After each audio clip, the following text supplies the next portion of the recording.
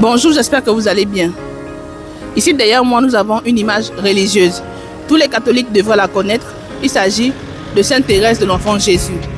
Justement, nous sommes sur une enceinte religieuse. Nous sommes à la cathédrale de San Sébastien, qui est aussi connue sous le nom de la cathédrale métropolitaine de Rio de Janeiro. Suivez-moi pour que je vous explique.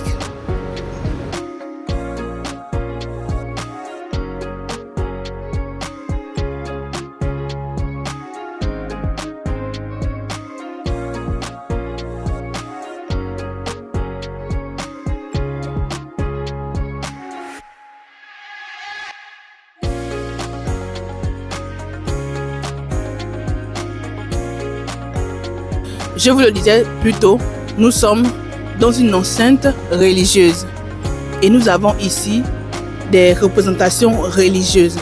Par exemple, celle-ci représente Jésus après sa mort qui ressuscite et va dans le ciel.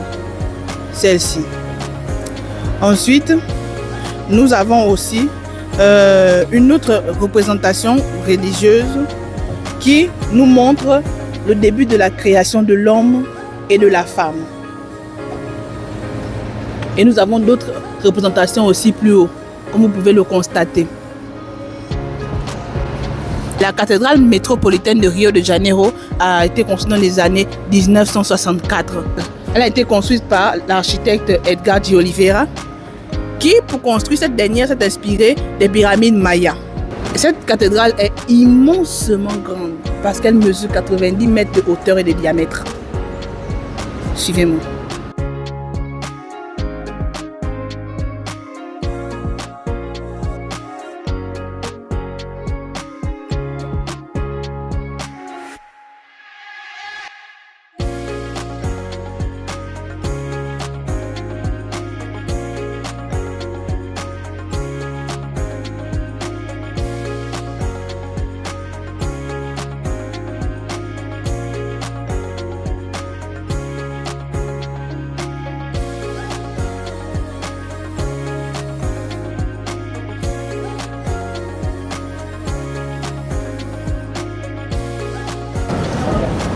Alors, nous avons ce tableau qui relate ici la bataille de San Sébastien dans les années antérieures.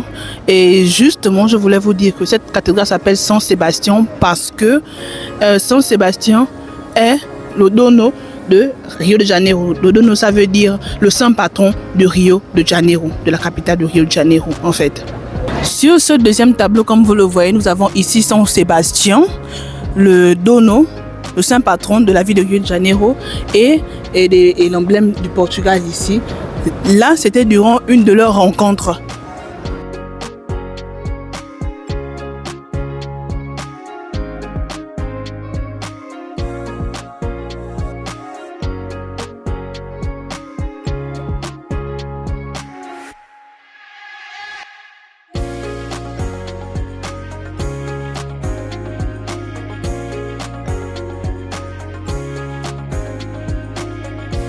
Comme vous pouvez le constater, cette église est immense, cette cathédrale est grande. C'est vrai que c'est déjà une cathédrale à la base, donc elle peut accueillir plus de 20 000 places debout et 5 000 places assises. Elle est immense. Aussi, derrière moi, nous avons San Sébastien. Je crois que tous les catholiques devraient le connaître parce qu'il est souvent représenté d'un homme sur un poteau transpercé par des flèches. Ce qui fait référence à sa force, à sa ténacité, parce qu'on le connaissait comme quelqu'un qui n'abandonnait pas facilement.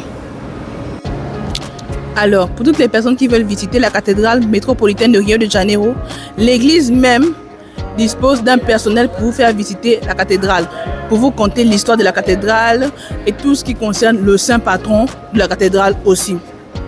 J'espère que le contenu vous a plu. Donc, likez, commentez et partagez.